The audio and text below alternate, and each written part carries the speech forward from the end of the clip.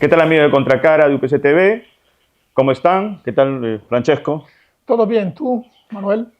Bien, felizmente. Y fíjate, a propósito de las fiestas patrias, nos pusimos a pensar sobre el concepto de nación, ¿no? Sobre todo considerando a Benedict Anderson, ¿no? Correcto, Esta comunidad política imaginada, que bueno, que está unida sin que se conozcan, ¿no? correcto. Es imaginada en base a una simbología y también a un concepto de soberanía. Me parece que ese es un asunto que merece para reflexionarlo, ¿no? Si es que realmente somos una nación o somos una nación muy complejizada por su diversidad y que no Sí, ha podido articular, ¿no? Un proyecto de nación, país. por supuesto, Anderson hace una gran diferencia entre el concepto de nación y etnia. Entonces, el Perú es un país multiétnico, plurinacional, las dos cosas. Entonces, Sí, tenemos que interrogarnos sobre este asunto y profundizar, analizar lo que ha pasado, sobre todo en perspectiva histórica, y dónde claro. podemos ir ahora, ¿no? Entonces, una visión, perspectiva a futuro. Mm. No, y también considerando la herencia colonial, ¿no? Que en lo político pues no ha sido muy consistente, a diferencia de lo cultural. Bueno, según unos autores como Miguel Ángel Centeno, Mm, entonces claro, tendremos que profundizar este tema. así es. Mira, y para profundizar este tema, en el programa de hoy tenemos el placer de poder entrevistar a la doctora Carmen McEvoy, a quien saludamos. Bienvenida a Contracara de UPC TV. Doctora, ¿cómo está?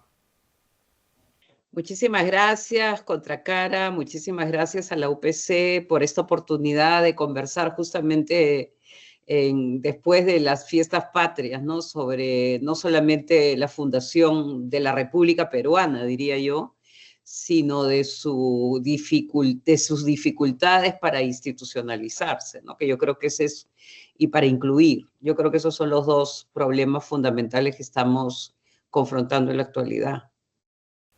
A propósito de lo que usted ha mencionado, que tiene que ver con la institucionalidad frágil que tiene nuestro país, ¿no cree que una de las razones o una de las variables está vinculada con esta herencia colonial donde en el ámbito político no se pudo estructurar de manera sólida?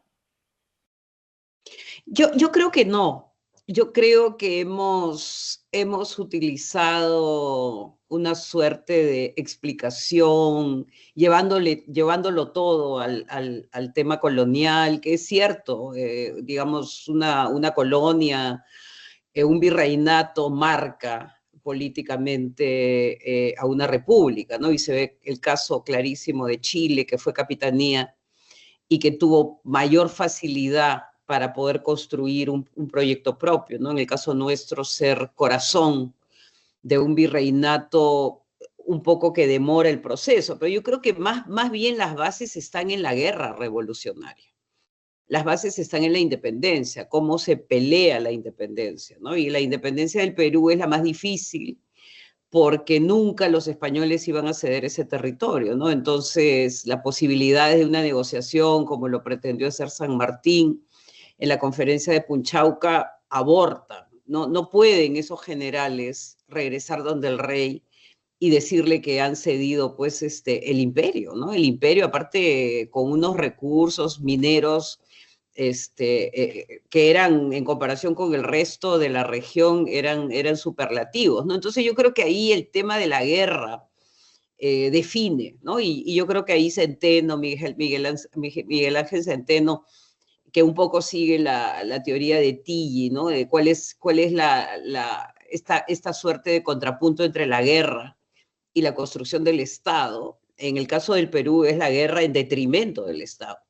Y es porque justamente acuden los ejércitos de la región, que la independencia del Perú es una independencia transnacional, En Ayacucho, pues hasta hay un ucraniano, hay de todas partes, irlandeses, gran colombianos, chilenos, granaderos, remanentes de los ejércitos previos, guerrilleros. Entonces yo creo que ahí Ayacucho, en lugar de ser el final, es el inicio, y esto es algo que he venido diciendo hace algún tiempo, el inicio de un modelo, ¿no? De un modelo que para poder tener estabilidad tiene control sobre el Estado, que es el botín de guerra, pero es un botín de guerra que tienes que repartirlo entre diferentes regiones. Bolívar está ahí, Bolívar, San Martín, ¿no? Entonces, nuestra independencia es muy complicada en el sentido de que tienen que acudir fuerzas con sus propias agendas. Entonces, esa transnacionalidad de la independencia va a obligarnos a crear un modelo perverso de institucionalidad, que es un Estado como botín, como botín de guerra, y la prebenda, que es una manera de estabilizar políticamente. Y aparte, una movilidad social que los veteranos están exigiendo y que se va a otorgar a través de la prebenda, porque ellos dicen, bueno, nosotros peleamos en Ayacucho, dejamos nuestra sangre, ¿qué cosa nos va a dar el Estado peruano? Entonces, nos quedamos con soldados desmovilizados, y acá termino, nos quedamos con maquinarias políticas, muchas maquinarias políticas que van a luchar prácticamente pues hasta el surgimiento del Partido Civil, ¿no? Entonces estamos hablando de 50 y tantos años de crisis política, de falta de instituciones. Entonces yo creo que sí, es verdad que el virreinato y la presencia de Abascal y todo eso que ya conocemos va a tener un rol en el futuro. Pero yo creo que más bien los soldados de la independencia van a definir un modelo de Estado que va a entrar en crisis con el asesinato de Balta, la caída de los Gutiérrez, el asesinato de los Gutiérrez, posteriormente el asesinato de Pardo, ¿no? Entonces es mucho más complicado, creo yo, que lo que se ha venido diciendo. Doctora, justo después de esta fase, ¿no?, de la independencia, se van a desintegrar los ejércitos de los libertadores y efectivamente se van a formar unas élites que no son homogéneas. Hay una gran fragmentación y intereses políticos contrapuestos y locales.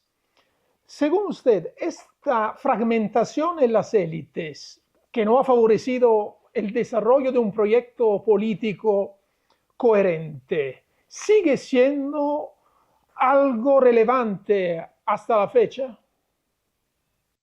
Absolutamente. O sea, acá hay dos problemas, ¿no? Uno es el problema de camarillas que llegan al poder, ¿no? Que llegan facciones, ¿no? Y facciones que se detestan, que no logran compromisos mínimos, ¿no? Y eso lo hemos visto no solamente en el siglo XIX, sino en el siglo XX. La caída de Leguía, por ejemplo, es un ejemplo clarísimo, ¿no? De cómo una suerte de modernización autoritaria, porque eso es lo que Leguía trata de implementar, cerrando el Congreso, poniendo un Congreso favorable a su modelo.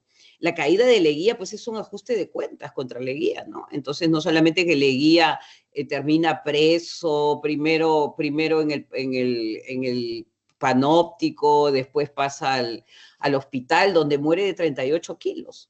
No hay juicio político, ¿no? Acá yo no soy leguista, pero digamos que el modelo peruano es el ajuste de cuentas y la desaparición del rival. O sea, el rival desaparece deportándolo, desaparece asesinándolo, destruyéndolo simbólicamente.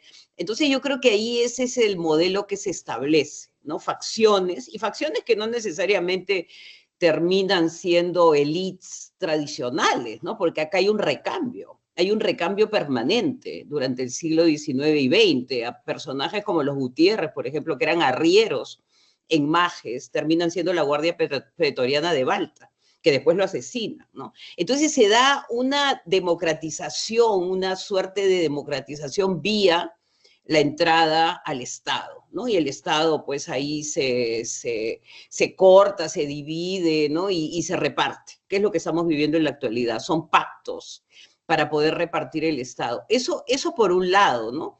Y por el otro lado, que yo creo que es importante y no se trabaja a cabalidad, es la necesidad de la movilidad social, que no llega por los caminos adecuados, no llega por la inclusión vía el trabajo, no llega por las posibilidades vía la educación. Entonces, es una democratización que se logra de manera perversa, ¿no? Perdón, una movilidad social que se logra de manera perversa. Yo creo que, por ejemplo, todo el tema de las economías ilegales, si lo ponemos en términos de sectores marginales al sistema, que van logrando posicionarse, ¿no? Y que son desconocidos. O sea, estamos hablando de qué tipo de élite, ¿no? Élite fronteriza, élite provinciana, que ahora están desafiando al centro, porque muchas de las políticas que se están discutiendo en el Congreso son favorables a ellos, ¿no? Entonces es bien complejo el proceso político peruano, que no solamente pues son herencias y exclusiones, ¿no? Sino que son procesos muy dinámicos que parten de serias carencias en el modelo institucional que se establece, ¿no? Que es el modelo del reparto del Estado como botín, que es el modelo de la prebenda, que es el modelo de las coaliciones para lograr beneficios económicos para todas las partes, ¿no? Que es un poco probablemente la parte más clara o el ejemplo más claro es lo que estamos viviendo en la actualidad. A propósito de lo que hemos comentado al inicio del programa, en la presentación, la mirada que tiene Benedict Anderson sobre lo que es el concepto de nación. ¿Qué clase de nación es el Perú a la luz de los escenarios actuales? ¿En qué nos hemos convertido? Bueno, ¿en qué se ha convertido los Estados Unidos, ¿no? ¿En qué se han convertido muchos países en Europa? Está pasando algo, ¿no? No solamente al Perú, y no quiero decir mal de otros, consuelo de tontos, ¿no? Pero yo creo que acá hay una crisis en la representación. O sea, acá hay una crisis en el modelo liberal de representación, ¿no? Que va surgiendo en el siglo XIX y que logra, pues, concretarse en el XX, ¿no? Ahora el país que se supone que era la primera república, que es los Estados Unidos, está viviendo sus momentos más amargos, ¿no? Con un presidente que es como un demente, ¿no? Y que todos los días está cambiando de historia y todos los días va llevando, pues, a la república, a los Estados Unidos, ¿no? Los va llevando por caminos jamás imaginados, ¿no? Entonces... Y socava la institucionalidad, ¿no? Socava la institucionalidad. Absolutamente, absolutamente. Ahora, acá todavía pues existen lo que ellos llaman los balances, ¿no? Los balances de poder. Entonces, por ahí el presidente hace algo y tienes una corte federal, tienes un juez, ¿no? Ahí todavía está funcionando un poco el balance de poder, check and balances que le llaman ellos, ¿no? En países donde, como el nuestro, eso no funciona porque la corrupción ha entrado a los fiscales, a los jueces, al poder judicial, es difícil protegerse, ¿no? Entonces yo creo que Perry Anderson tiene esta idea de que es verdad, yo creo que la primera república, si le queremos llamar peruana, es la república, pues, de San Carlos, ¿no? De los filósofos, de los teólogos, ¿no? De los discípulos de Toribio Rodríguez de Mendoza, que desde Chachapoyas está ahí José Faustino Sánchez Carreón. Hay una república moral, ¿no? Y yo creo que ahí en la Constitución queda claro que para ellos república y nación son términos que es intercambiables, ¿no? Entonces se dice, desde ahora la nación se llamará República Peruana, que es la res pública, ¿no? En el modelo clásico romano digamos, de la antigüedad, que ese es el que siguen, ¿no? Esa república está en crisis, porque está en crisis porque el modelo homogeneizador no funcionó para el Perú. ¿No? Probablemente Chile lo logra, porque Chile pues tiene el Valle Central, ¿no? Los araucanos, que también es una diversidad que ellos digamos, confrontan, le queman sus rucas, violan a las mujeres, claro. Toman sus tierras, los eliminan de la ecuación, ¿no? Y el norte, que es el desierto, todavía no lo tienen, porque lo tienen después de la Guerra del Pacífico. Entonces, cuando tú tienes, y si uno piensa en el modelo de Rousseau, las repúblicas tienen que ser pequeñas. Entonces, en el siglo XIX el Perú no tiene posibilidades, primero porque no es pequeño, porque son montones de naciones, de etnias, quién entra a la Amazonía con un discurso republicano, no hay vías de comunicación, no hay escuela. Entonces, para el Perú ese modelo es un modelo imposible de lograr. Entonces se logra ciertas ideas que se socialicen en el centro, probablemente en algunas regiones, Trujillo, La Libertad, donde también se declara la independencia, Arequipa, ¿no? Pero no ha logrado, como dice Anderson, imaginarse, no sé, una comunidad de chipivos. O sea, ahí no se imagina esta idea. ¿Por qué? Porque Anderson también lo relaciona con la imprenta y con la alfabetización. O sea que eso es algo que se puede aplicar a los Estados Unidos, que eran 13 colonias, o se podía aplicar a la realidad europea, pero no se puede pues aplicar de ninguna manera a una sociedad tan dividida, tan fragmentada, tan rota después de la independencia y tan quebrada económicamente, ¿no? Porque yo creo que también hay que pensar que las bases de una república pues son una economía, ¿no? Y yo creo que los Estados Unidos... Y nosotros nacimos quebrados, ¿ah? Es una prueba clarísima los Estados Unidos. O sea, ¿por qué logra el control de Texas? Porque tiene pues un ferrocarril que llega, digamos, a DC, a Washington, mientras que los mexicanos no tienen ningún control de Texas, ¿no? Entonces es algo concreto en la realidad económica que el Perú tampoco va a poder llevar a cabo. Con respecto a lo que hemos dicho hasta ahora, considerando el Estado como un botín, como ha dicho, y también una movilidad social impulsada por una economía informal, a veces ilícita, ¿usted cómo considera esta fascinación hacia la figura del hombre fuerte y un acercamiento a un estilo, a una manera de hacer la política que es populista? ¿Qué nexo hay? ¿Hay una correlación, un nexo causal? ¿Qué opina usted, considerando tanto la historia como ahora la actualidad, lamentablemente? Absolutamente, yo creo que el republicanismo peruano inocula esa suerte de veneno, ¿no? Cuando los primeros republicanos, que son extraordinariamente brillantes, tienen pues la primera constitución donde hablan de virtud, de justicia, de felicidad, cuando están pensando en una república federal, cuando hay un tema moral, ¿no? Yo creo que ahí la formación que se les da en San Carlos, donde hay un sacerdote, o sea que hay una visión, digamos, de economía moral, para utilizar un término, que se lo da, digamos, la base cristiana.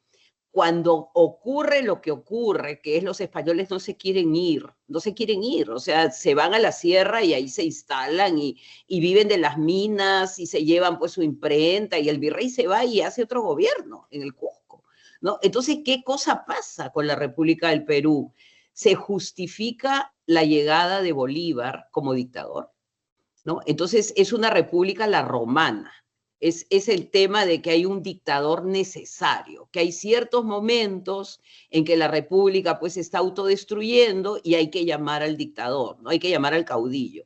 Entonces se cambia cuando Bolívar se va, los que lo han rodeado, que son los comandantes peruanos, que están pues ahí, Castilla, Gamarra, Santa Cruz, que es boliviano, pero bueno, se considera peruano, han visto ese modelo.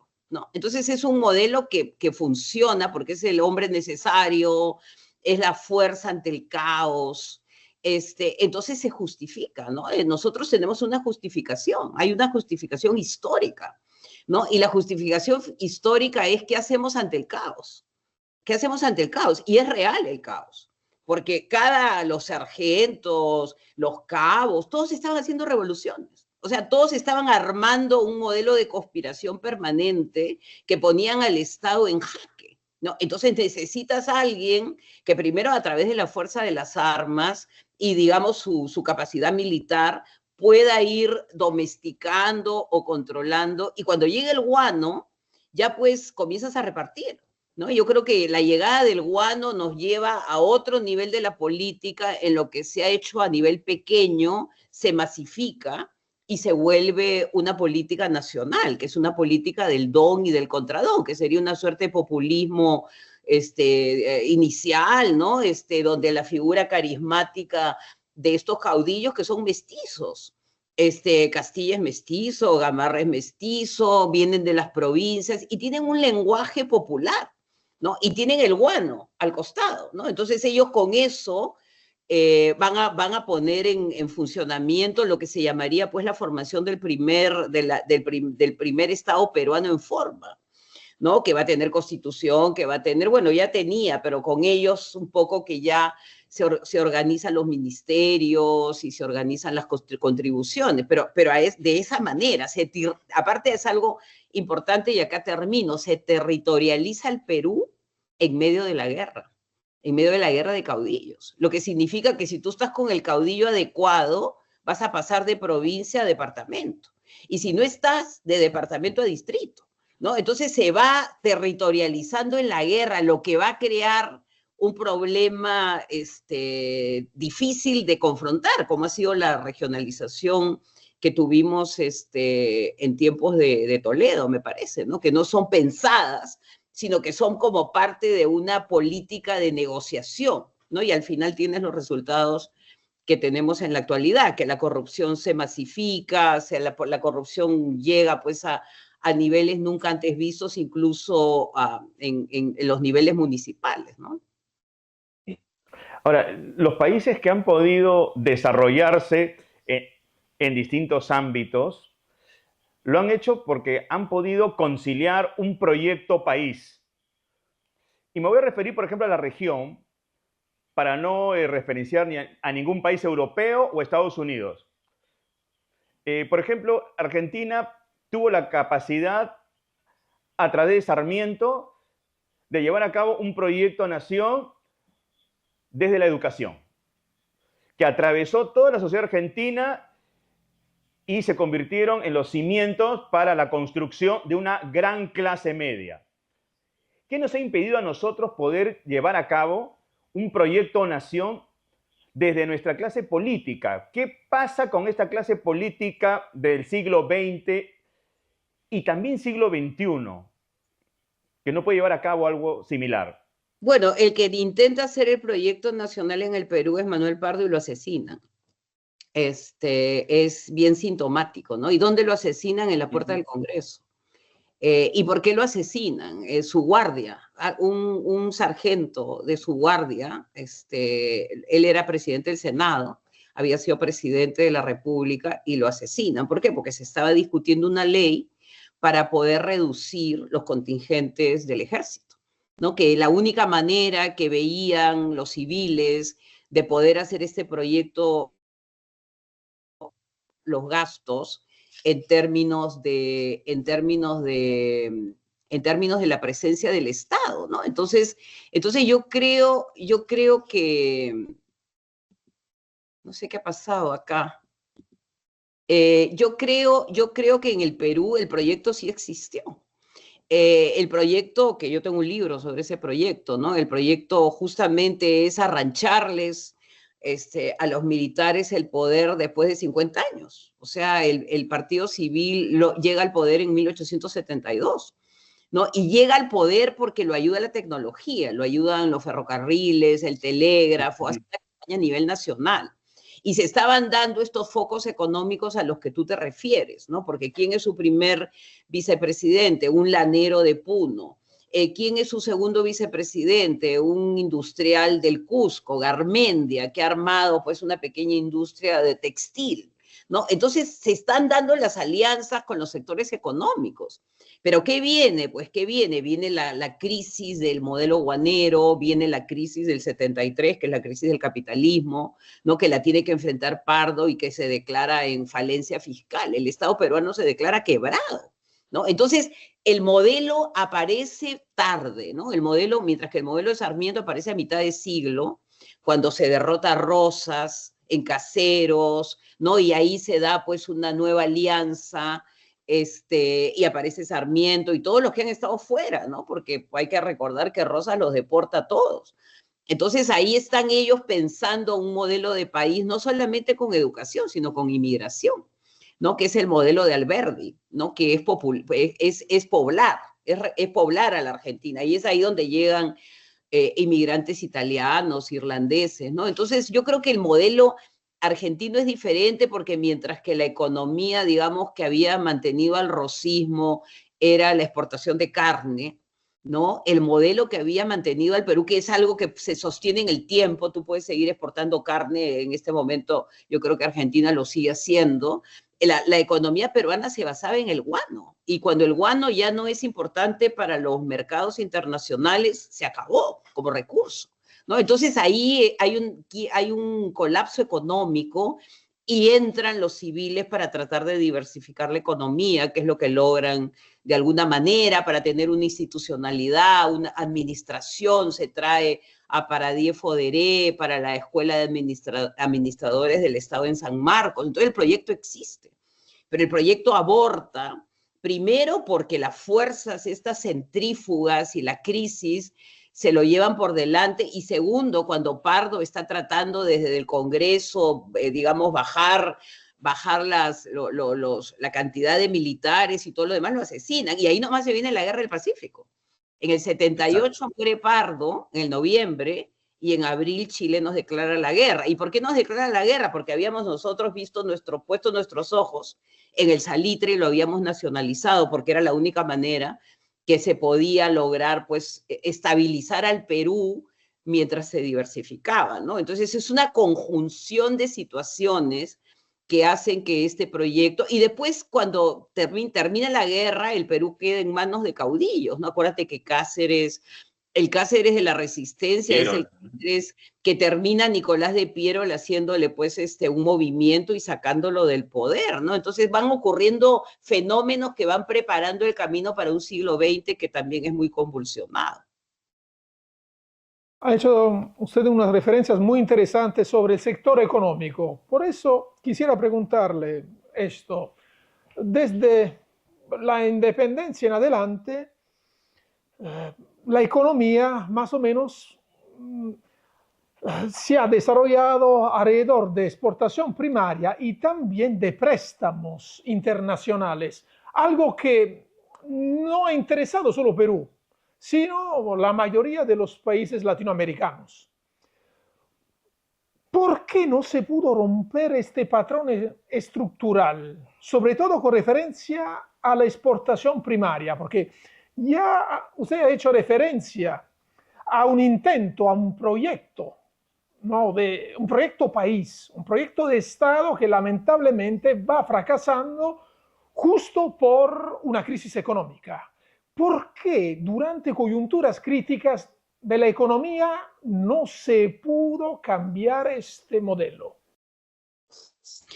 Bueno, nos has dado el ejemplo de Argentina, mira lo que está pasando, ¿no? Se supone que es como una paradoja, ¿no? Una paradoja. El país que logra consolidar un modelo político, educativo, con posibilidades de movilidad social a través de la educación, ahora está quebrado, ¿no? Y el Perú, que se supone que ha vivido esta vorágine, bueno, pues tiene en el Banco Central de Reserva no sé qué cantidad de miles de millones, ¿no? Esas son las paradojas, digamos, las paradojas de la historia, ¿no? No necesariamente los que inician el proceso van a tener éxito. Yo creo que no se puede, que las dificultades para crear un mercado interno, que por ejemplo, en el caso de Brasil, probablemente es el modelo más exitoso de mercado interno, ¿no? Mercado interno porque tiene pues una población, porque no tiene estas divisiones, los Andes cortándote el país en dos, o la selva a la que no puedes llegar, ¿no? Entonces yo creo que es un tema práctico, es un tema de vías de comunicación, ¿no? Es un tema de cómo sacas tu mercadería, cómo conviertes la materia prima al menos en algo que pueda agregar una mano de obra y puedas ganar un poco más en el mercado, ¿no? Y yo creo que en ese sentido hay un estudio extraordinario de Manuel Pardo, que es el fundador del Partido Civil, que se llama Estudios sobre la provincia de Jauja. Él se va a Jauja, y él desde Jauja tiene 25 años cuando escribe ese ensayo, ve el capitalismo, ve cómo el capitalismo, porque el capitalismo es un interlocutor, está ahí en el mundo, ¿no? Lo quieras, no lo quieras, te guste, no te guste, el capitalismo tiene ciclos, ¿no? Y el capitalismo requiere de productos. Entonces, él se para en Jauja y desde Jauja se da cuenta, primero que nada, que el ferrocarril tiene que entrar a la sierra y de ahí tiene que entrar a la ceja de selva. O sea, esa es la primera idea, ¿no? El sistema de comunicaciones. Y él lo que propone ahí es que el guano se tiene que convertir en infraestructura ferrocarrilera, ¿no? Y eso lo dice como por los 50, fines de los 50, ¿no? Entonces, él ya está viendo cómo sacar ventaja, ¿no? Sacar ventaja, porque ahí está, este interlocutor con todas sus contradicciones existe. Entonces, él ve en Jauja la posibilidad de industrias, ¿no? Entonces dice, se puede hacer industrias como en algunos países de Europa, el consumo de sectores populares, habla pues, no sé, de industrias de tazas, de platos, ¿no? Entonces se está soñando, yo creo que se está soñando, yo creo que ahí está el libro extraordinario de Paul Gutenberg que se llama Imaginando el Desarrollo, ¿no? Que es justamente ver el siglo XIX como un momento en que él deja la idea de que la sustitución de las importaciones aparece en el Perú como idea, ¿no? ¿Por qué? Porque la crisis guanera te había llevado hasta tus límites de resistencia.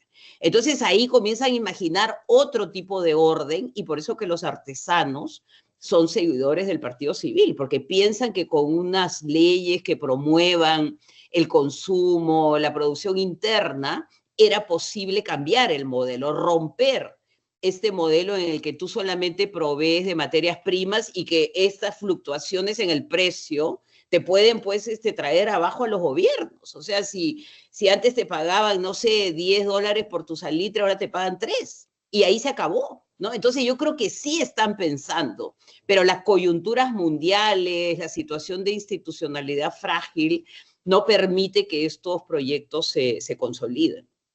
Ahora, hablando de movilidad social, nosotros tenemos en nuestro devenir histórico, sobre todo en los últimos 40 años, momentos claves, ¿no?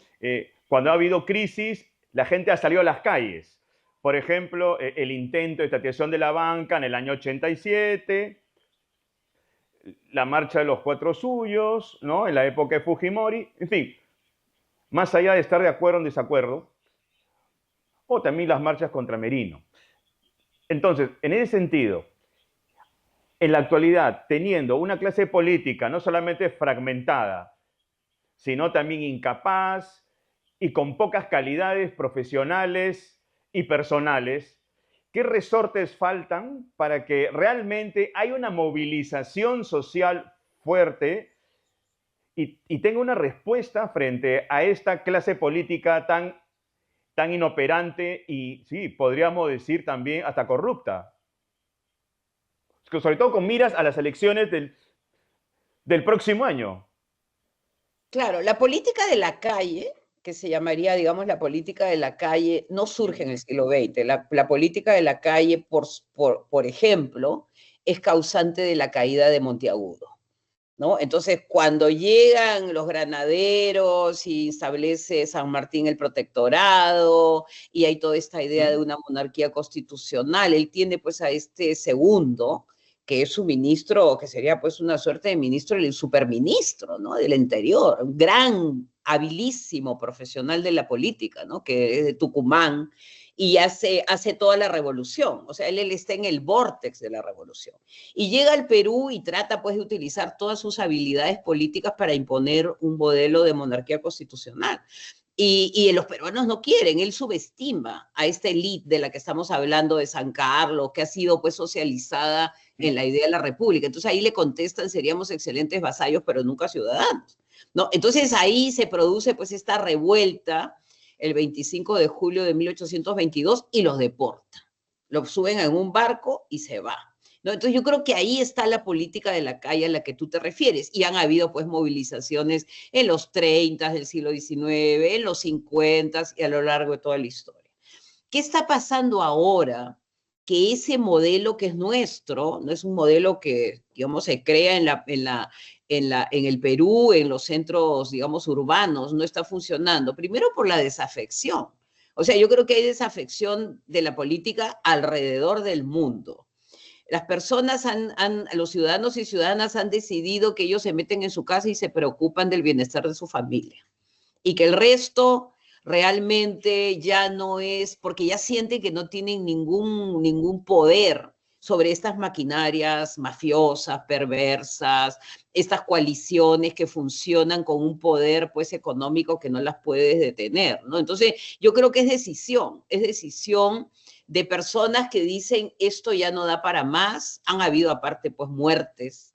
Entonces está ahí el fantasma también del enfrentamiento violento, ¿no? Eso por un lado. Y segundo, yo creo que a raíz del COVID, ¿no? El COVID ha causado un daño en la sociedad que todavía no ha sido medido en términos de mentalidades, en términos de salud mental, ¿no? En términos incluso de voluntad, ¿no? Ha quebrado voluntades el COVID, ha creado cinismo, ¿no? Entonces yo creo que una combinación de factores hacen, y eso lo dije en alguna entrevista, ¿no? Que la política de la calle cada vez tenga menos interés. Y aparte de los jóvenes se organizan con el celular, los jóvenes hacen sus reuniones virtuales, o sea, no tienen que ir a un sitio, ¿no? Entonces hay todo un cambio de paradigma, ¿no? Que no sé hasta dónde nos va a llevar, porque si ya no tienes la presión de la calle, no tienes otra presión. Y por eso que se dan leyes y se cambian cosas de la noche a la mañana, porque el poder sabe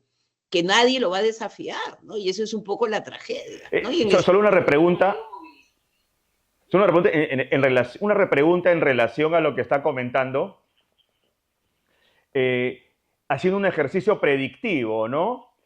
¿Qué nos puede deparar a nosotros considerando criterios históricos las elecciones del 2026? Considerando pues que no hay apuestas que nos permitan tener una mirada alentadora. Bueno, yo un poco le tengo una gran admiración a Basadre, y yo creo que Basadre pues tenía cosas muy, muy valiosas en su lectura del Perú, ¿no? Y él siempre tenía esta idea del principio esperanza, Perú, problema y posibilidad. Pero yo creo que hay un libro de Basadre que tenemos que comenzar a explorar, a analizar, que se llama El azar en la historia, ¿no? Y yo creo que en este momento las elecciones son como un casino, es como una tómbola. Nadie sabe si te va a tocar, no sé, una Coca-Cola, una refrigeradora, un plátano, ¿no? Yo cuando era chica yo veía un programa en que estaba entre un carro y un plátano. Bueno, pues ahí estamos. No sabemos porque la misma cantidad de, digamos, los planillones, estos que tienes que llenar, te confunden, ¿no? Entonces puedes por error apuntar a alguien que no era realmente el que tú querías apuntar, ¿no? Si no tienes lentes, o lo que sea, ¿no? Entonces yo creo que estamos en unas elecciones probablemente las más azarosas de la historia del Perú, ¿no? Y ojalá los votantes tengan pues la responsabilidad de tomarse el tiempo, de antes de ir a votar, ver los candidatos, sus currículums, ¿no? Porque no puedes decidir, como se ha decidido en el Perú, no puedes decidir en el momento de votar, ¿no? Tienes que llegar con una idea de cómo haces como una suerte de contrabalance, ¿no? Senadores, porque hay que votar por senadores, diputados, presidente, ¿no? Entonces, es el azar. En este momento como historiadora, y me da mucha pena decirlo, estamos en la pura contingencia y en el más puro azar, ¿no? Y solamente, pues, Sarita Colonia, Santa Rosa de Lima, no sé, que nos proteja, ¿no? Porque puede salir cualquiera y esto podemos entrar como en una suerte de anarquía, ¿no? Porque cuando las personas no están contentas, entras pues como una implosión. Yo lo que digo que el Estado peruano está implosionando.